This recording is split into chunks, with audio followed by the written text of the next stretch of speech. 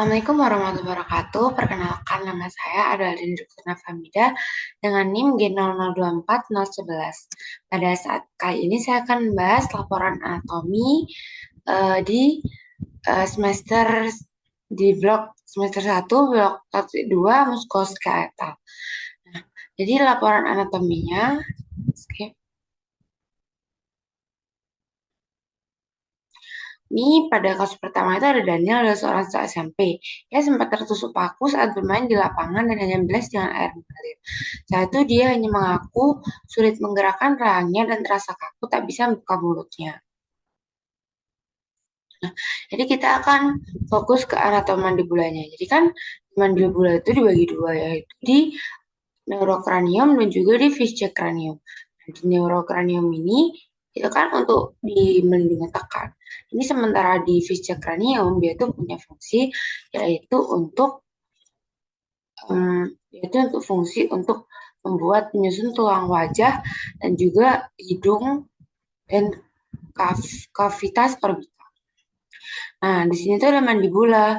Mandibula itu yang untuk penyusun rahang bawah. Nah, mandibula itu termasuk tulang tunggal.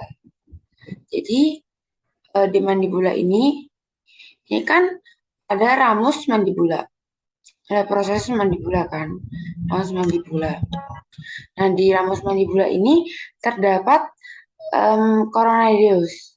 Coronadeus ini akan dilekati oleh M temporalis dan juga proses condylaris. Condylaris yang akan bersendi dengan fossa mandibular osis temporalis dan membentuk articulatio temporomandibularis. Lalu di mandibula ini ada foramen mental. Nih. Yang dia itu adalah lubang di antara bagian korpus mandibula yang dilewati oleh arteri, vena, dan juga nervus mentalis. Ini pada dari lateral. Jadi kalau misal dari lateral itu kan kelihatan banget nih. Sebelumnya kan ini ramus sama body atau ini ramus sama apa itu namanya korpusnya, dia tuh mereka tuh bakal bertemu di satu titik, yaitu namanya angulus. Nah, pada masing-masing sisi angulus ini eh, dia tuh akan tempat melekatnya ligamen stylomandibulae. Nah, di foramen mandibula ini bagian belakang ini akan dilewati oleh arteri vena alveolaris inferior. Alveolaris inferior. Jadi gigi gitu. Jadi pada orang yang sudah tua ini tambahkan mandibulanya kayak gini. Jadi kita akan lanjut ke musculus masticatoris. Nah, kan tadi kan mandibula kan penyusun rahang. Kan rahang kan pasti harus digerakkan dengan otot-otot kan. Jadi otot-otot yang menggerakkannya itu adalah musculus masticatoris. Jadi musculus masticatoris itu kan otot yang bekerja untuk menggerakkan mandibula. Jadi saat kita mengunyah, itu kan ada yang bekerja itu karena ada musculus masticatoris. Di musculus masticatoris ini dia itu ada di masseter, terus ada tergolus medialis, urutin dari luar tuh ada masseter, terus ada M temporalis, terus ada musculus ptergoides lateralis, terus ada musculus ptergoides medialis. Jadi pada musculus itu selain ada muskulus tadi, juga ada muskulus lain di bagian depan yang membentuk nanti ekspresi wajah. Karena ketika kita itu bergerak nih, kan otot gerak. Kemudian karena otot bergerak itu dia itu akan uh, wajah dia itu akan ikut gerak sehingga akan menimbulkan ekspresi. Dan ekspresi wajah itu diatur oleh di muskul facialis yaitu di nervus 7. Nih. Ini jadi ketika kita senyum kan ininya kan ini. Berarti ini adalah desorius. Terus ketika kita cemberut itu adalah berarti gitu itu kan bawahnya kan gini. Jadi ini kan mentalis. Nih. Oke.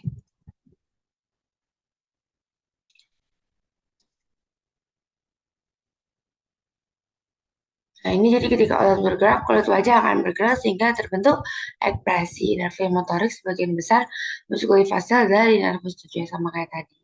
Ya, jadi namanya itu misal nih risorius. Risorius kan senyum. Jadi nggak jauh beda sama ini. Berarti di musculus risorius.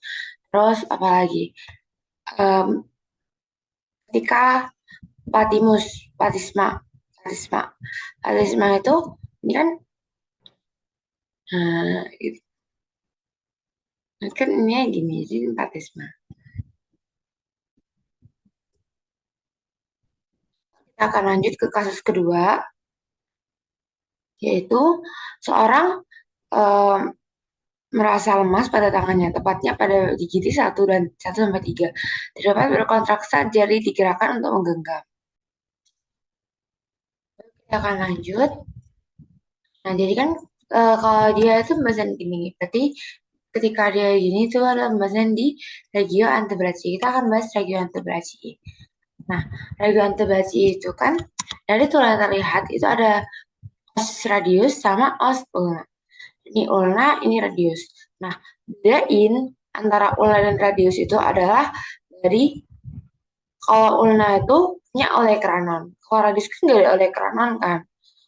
Tapi di antara ulna dan radius mereka sama-sama punya Procesus steroideus. Nih, tapi beda tonjol antara mereka.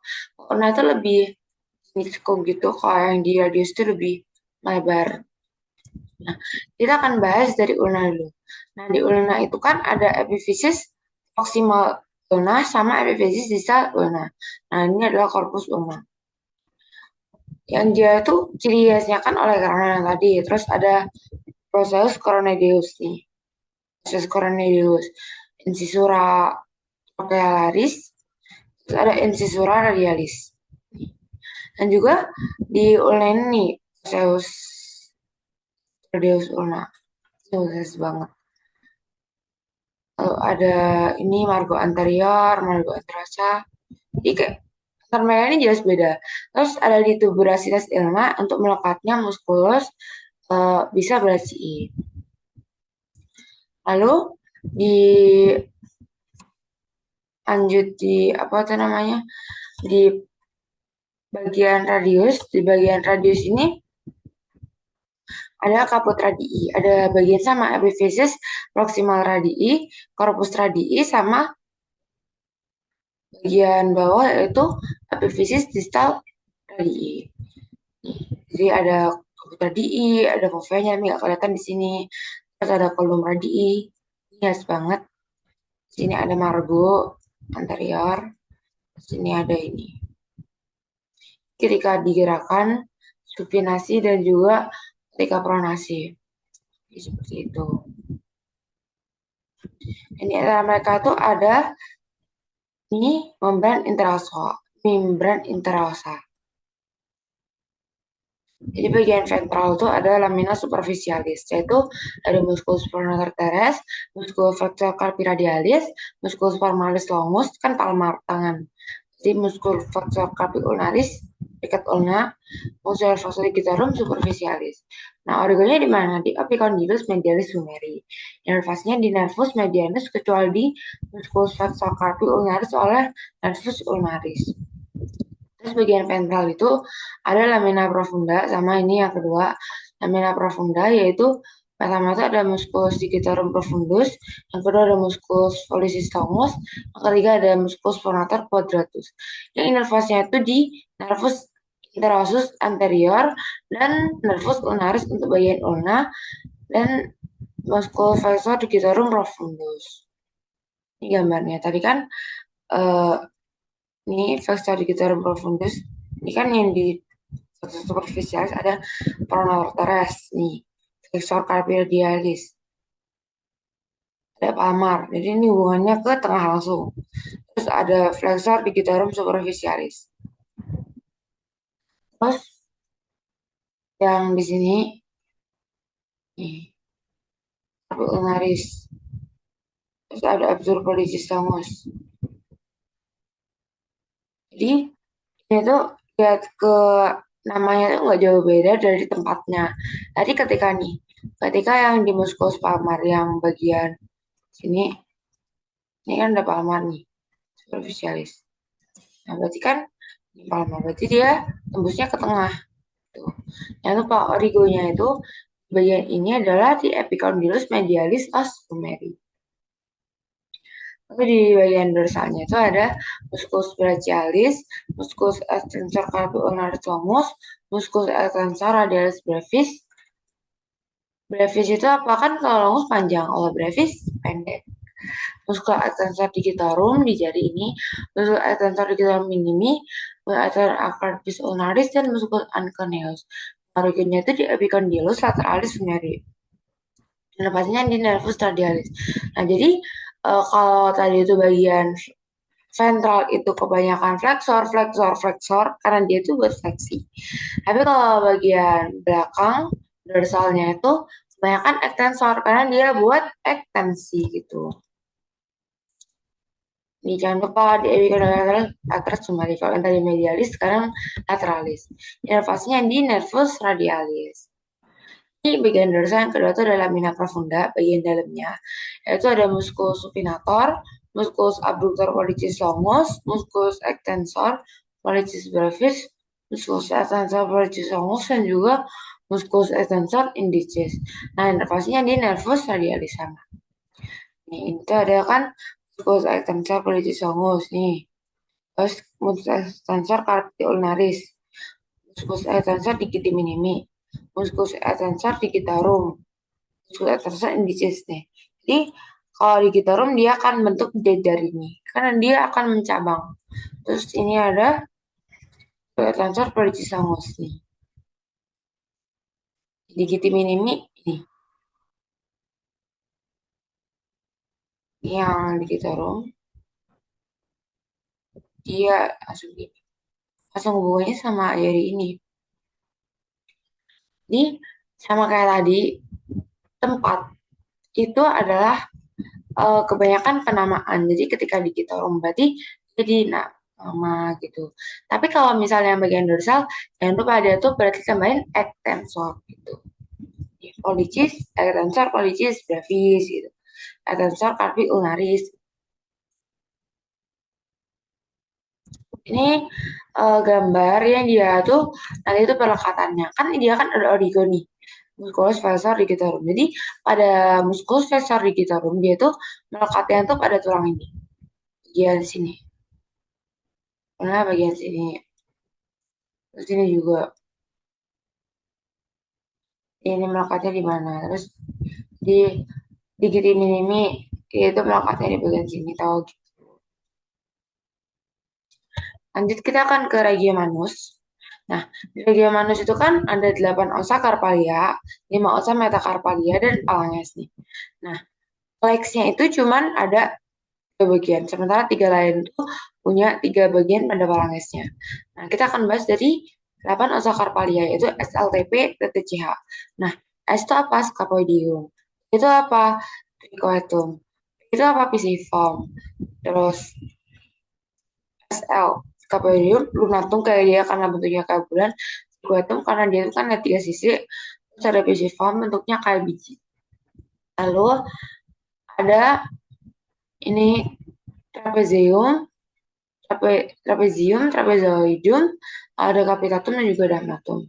Nah, jangan kebalik antara trapezium sama trapezoidum. Nah, lalu kan ada 5 osa metakarpalia, yaitu mulai dari jempol nih. 1, 2, 3, 4, 5. Lalu setelah itu ada phalanges yang dia itu sama setiap jari itu ada 3. Kecuali di jempol. Jempol itu cuma 2 nih.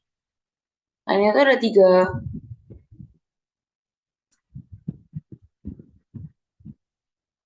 Lalu karena mereka itu ada 3, jadi antara phalanges dengan phalanges itu disebut interphalanges. Lalu pada interphalanges itu kan ada interphalanges proksimal, interphalanges distal. Nah, kalau berarti kalau misalnya dan interphalanges media. Nah, kalau pada jempol dia itu langsung berarti interphalanges proksimal sama interphalanges distal. Terus um, di metakarpal itu kan ada penghubungnya tuh. Nah, dia itu punya tipenya yaitu itu ellipse joint. Nah, ya tadi itu di Phalanges tuh tipenya tuh Ginglimus. Lalu kalau di metacarpal tuh ellipse joint. Lalu kalau untuk Pollux dia itu tipenya itu beda sendiri yaitu saddle atau cel celi celaris. Nah, di lalu di karpal ini eh itu antara karpal sama metakarpal dia kan ada persendian tipenya itu apa? Tipenya plana. Di karpal di karpal dia itu antara karpal dengan karpal dia juga punya persendian yaitu interkarpal joint yang tipe persendiannya itu plana juga. Lalu di antara karpal dia kan ada penghubungan sama os radial kan radius. Nah terus tuh yang bentuk articulatio radiale karpal yang tipenya itu dia itu adalah ellipse joint atau condyle. Jadi bentuknya itu kayak U gitu. Itu. Lalu di kanalis carpi ini kan dilewati oleh nervus. Dilewati kan ini kan jadi kan antara tulang dengan tulang antara ini itu kan flexor ranaculum kan. Jadi itu di karpal itu bentuknya itu kanal ditutup nih, ditutup oleh kanalis carpi. Yang dia itu akan dilewati oleh nervus median, terus ada flexor digitorum profundus, flexor digitorum superficial, sama musculus flexor pollicis longum. Ini yang tadi kita jelasin dari tadi flexor digitorum minimi itu yang di bagian superficial yang bagian tadi ulnar radius. Jadi ini musculus dan juga di inervasinya. Jadi musculus tenaris kemudian dari enter tenaris, musculus abductor pollicis brevis dari ramus terus nervus medianis, musculus flexor pollicis brevis dari itu inervasinya di ramus sacrum nervus medianis. Lalu ke B di musculus musculi hypotenaris itu kan peninggian dari eminentia hypotenaris. Yang dia itu yang musculus palmaris brevis dia itu kan nanti di ramus superficialis nervus ulnaris, musculus abductor digiti minimi yang tadi itu di profundus nervus ulnaris. Lalu ada musculus flexor digiti minimi brevis dia itu di ramus profundus nervus ulnaris. Terus musculus adductor digiti minimi di ramus profundus nervus ulnaris. Terus di musculus intermedimanus ada musculi lumbacalis 1 sampai 3 yang interfasinya di nervus medianus. Terus ada musculi lumbacalis 3 sampai 4 di nervasnya nervus ulnaris. Terus ada musculi intervalis palmaris 1 sampai 3 intervasnya di nervus ulnaris. Ada musculi intervalis dorsalis 1 sampai 4 yang intervasnya di nervus ulnaris.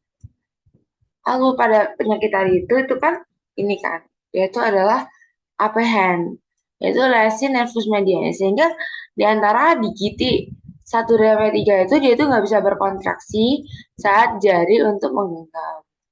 Tuh.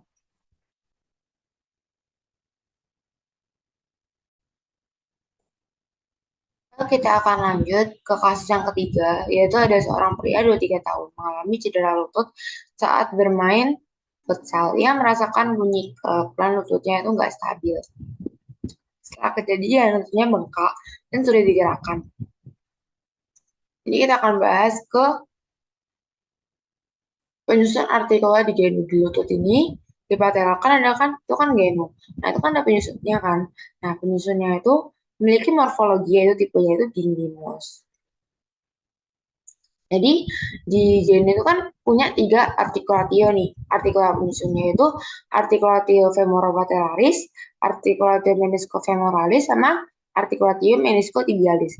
Nah, di antara artikulatio ini juga disusun oleh fasies. Di artikula femoropatellaris itu ada fasies patella os femur dan juga fasies articularis patella. Terus di articulatio meniscofemoralis dia itu ada condylus femoro, terus Dan dia itu sama meniscus medialis et lateralis. Nah, di sini.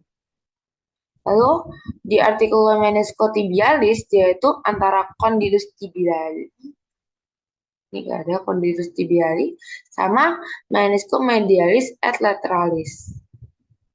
Ini lateralis femoris. Terus ini kan ada ini artikel femoropatellaris nih, femorotibialis, jadi kayak gini. Kita akan lanjut ke artikulation, ligamen yang memperkuat.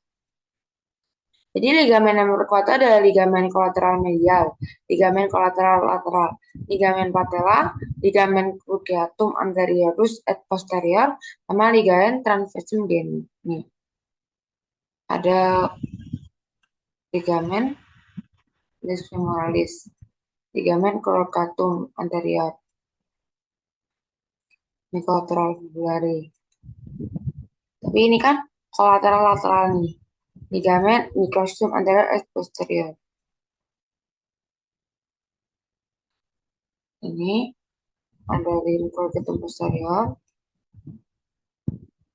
kayak gitu. Jadi ini ligamen yang memperkuat. Jadi kan gak mungkin nih berdiri sendiri, karena itu dia itu perlu yang memperkuat. Yang memperkuat adalah ligamen-ligamen ini. Nah, kita akan lanjut. Oh iya, sebelumnya kita akan lanjut ke os femur. Di os femur itu, dia itu kan terdiri dari epifisis proksimal, diafisis, sama epifisis distal. Nah, di epifisis proksimal itu, dia itu punya bagian penting nih. Bagian pentingnya adalah di ini, kaput osis femorisnya, dia itu nanti itu akan tempat melekatnya dengan kokse. Nah, terus di antara ini ada nih, kolum osis femoris.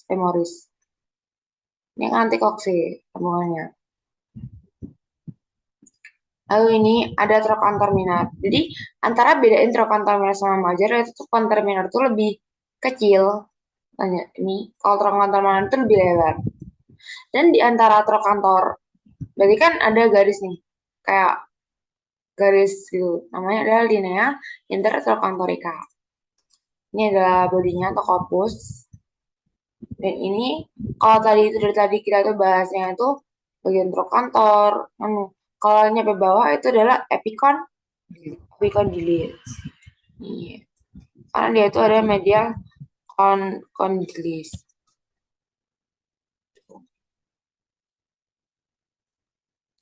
Ini ketika Anda dari belakang, ini kan ada rekan terminal kelihatan banget. Ada fovea juga di bagian kaput. Lalu di bagian sini, ini tuh ada, ini dari musculus ini dari musculus quadratus femoris, jadi bagian depan. Terus kalau belakang itu hamstring muscle yang biasanya buat sepak bola itu loh. Nah, lalu di bagian quadratus femoralis itu,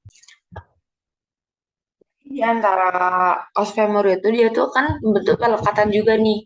Nah, kan tadi kan ada os femur nih. Femur dia punya ciri khas sendiri nih. Ini di belakang ini ada penonjolan namanya linea aspera. Nih. Tapi sebelumnya ini ada kayak yang permukaan kasar itu namanya adalah ini quad tuberositas glutea. Nah, di antara mereka ini pasti ada muskulus yang menempelinya dong. Nggak mungkin tulang-tulang aja nih. Jadi, ini ada muskulus yang ini pada quadratus femoris. Ini pada hamstring muscle. Kan pada pemain sepak bola itu kan hamstring muscle, hamstring. Nah, ini belakangnya. Lalu ini ada ini ini yang paling jelas banget sih, femoris. Terus sampingnya tuh pasti ada vastus lateralis. Kalau ke dalam berarti dia medial, mendekat dalam medialis. Terus ini yang paling dia itu kelihatan banget. Nanti ada sartorius yang bujur dari sini ke sini, sartorius. Lalu di sartorius ada gracilis, nih gracilis. Di tengahnya ada adductor longus. Jadi kayak tengah-tengahnya gitu. Lalu di bagian belakangnya itu tuh ada nih semi membranosus. Di semi membranosus ini kan gracilis maju yang tadi kan. Terus ini ada semi tendinosus. Lalu ada bicep femoris. Jadi bicep femoris itu di bagian sini. Nah, lalu, aduh, nah tadi kan ini kan ada sartorius kan. Sartorius itu dia itu akan inervasnya di nervus femoralis. Yang dia itu insert dianya itu di condylus medialis os tibiae. Itu. Makasih. Cukup sekian dari saya. Mohon maaf jika ada kesalahan. Assalamualaikum warahmatullahi wabarakatuh.